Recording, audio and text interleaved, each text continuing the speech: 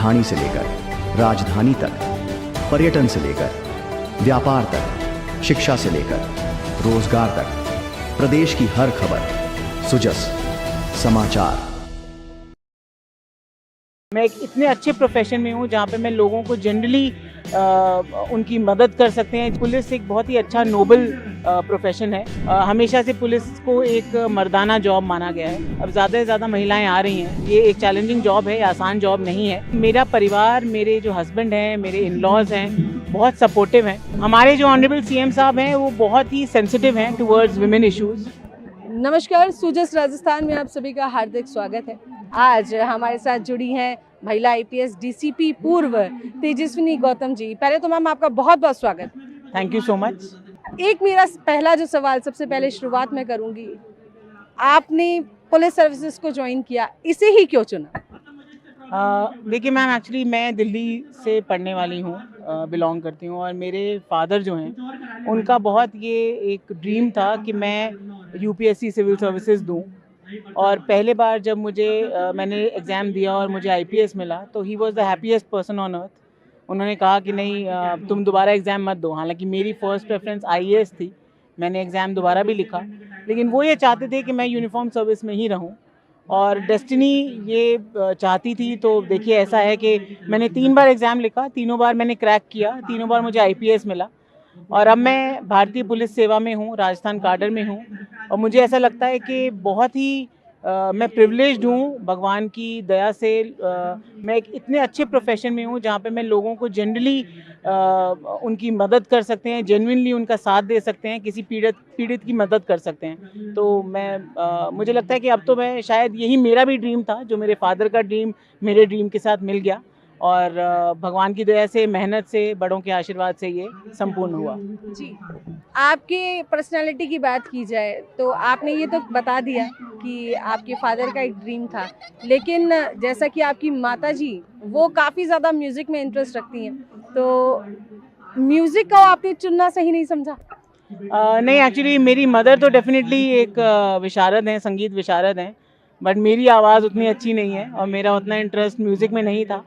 हालांकि उनसे मैंने विरासत में थिएटर में जो मेरा इंटरेस्ट है वो पाया है। तो मैं थिएटर करती हूँ, मैं स्कूल कॉलेज के टाइम से थिएटर करती थी, और अभी भी मेरा थिएटर में रुझान है।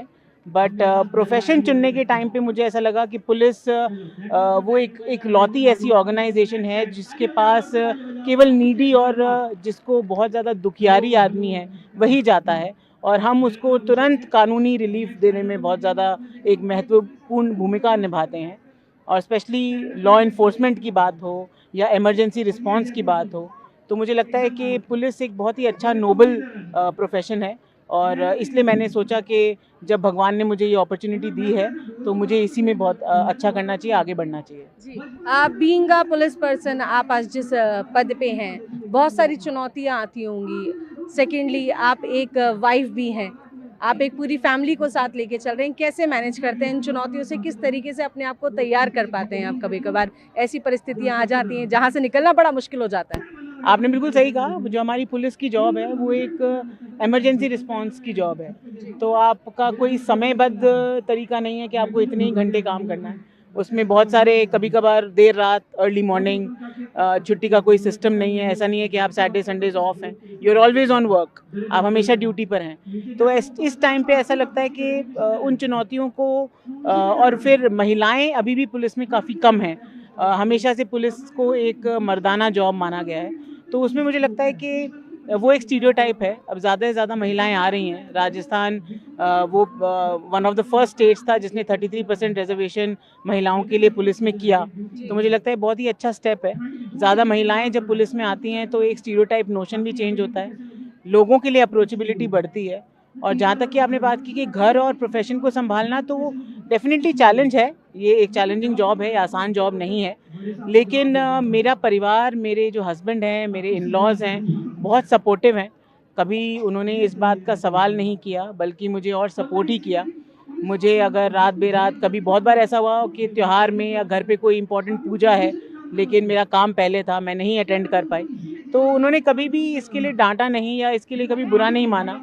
उन्होंने हमेशा मुझे एक बैक सपोर्ट की तरह हमेशा मुझे आगे बढ़ावा दिया, मुझे प्रोत्साहन दिया।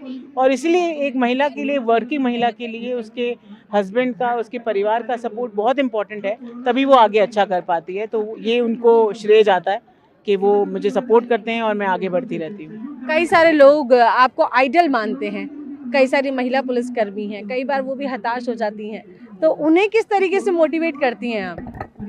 मैं सिर्फ इतना ही कहती हूँ कि देखिए, हम एक ट्रांजिशन सोसाइटी में हैं।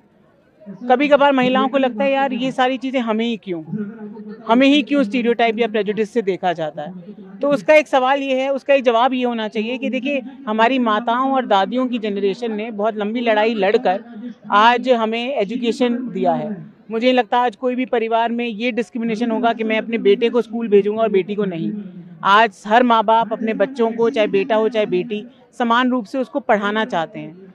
अब हमारी ये जिम्मेदारी है कि प्रोफेशनल फील्ड्स में, जिस भी प्रोफेशन में हम टीचर हैं, लॉयर हैं, पुलिस हैं, प्रशासनिक विभाग है, प्राइवेट जॉब्स हैं, मुझे लगता है कि अगर हम यहाँ पर अच्छी मेहनत करें, जैसे हमारे माताओं दादियों की जनरेशन ने की थी, तो आगे हमारी बेटियों की, पोतियों की जनरेशन में समानता या इक्वालिटी जिसके लिए हम अग्रसर हैं सोसाइटी, वो हम जल्द पा लेंगे।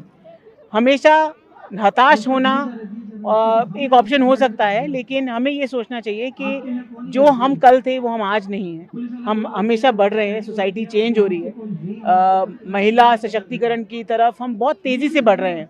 तो इसलिए हताश होने की ज़रूरत नहीं है, हमें आगे निरंतर बढ़ता रहना है, मेहनत करनी है, अपने लिए एक नाम बनाना है, ताकि हमारी बेटियों को, पोतियों की जनरेशन को वो समानता, वो इक्वालिटी मिले, जिससे कि उनको डिस्क्रिमिनेशन ना झेलना पड़े।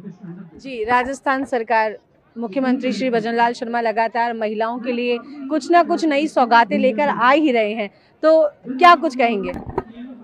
हमारे जो ऑनरेबल सीएम साहब हैं वो बहुत ही सेंसिटिव हैं टुवर्ड्स विमेन इश्यूज़, और क्योंकि वो हमारे होम मिनिस्टर भी हैं, तो पुलिस के लिए भी वो उतने ही संवेदनशील हैं। महिला थाना हर ज़िला लेवल पे खोलने की बात हो, या महिलाओं के लिए जो पुलिस में हैं उनके लिए वर्किंग शौचालय की बात हो, उनसे मतलब पुलिस के रिलेटेड स्कीम्स, अन्य स्कीम्स तो वो डेफिनेटली बहुत ज़्यादा करते ही हैं, बट पुलिस में महिलाओं के प्रति उनके लिए एक सॉफ्ट कॉर्नर है, वो हमेशा हमें प्रमोट करते रहते हैं।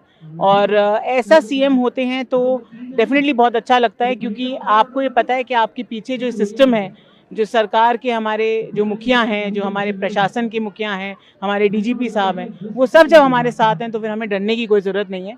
सही काम करें, अच्छे से जो सरकार की मंशा है, जो कानून की पालना है, उसको करते हुए हम लोगों को साथ लेकर चलें, पीड़ित को न्याय दिलाने की कोशिश करें, तो सब अच्छा ही रहता है। और मैं सर को बहुत बहुत धन्यवाद देती हूँ कि वो इतनी संवेदनशीलता के साथ हमको सुनते हैं। चलिए, बहुत बहुत शुक्रिया। तेजस्विनी जी हमारे साथ जुड़े हुए थे।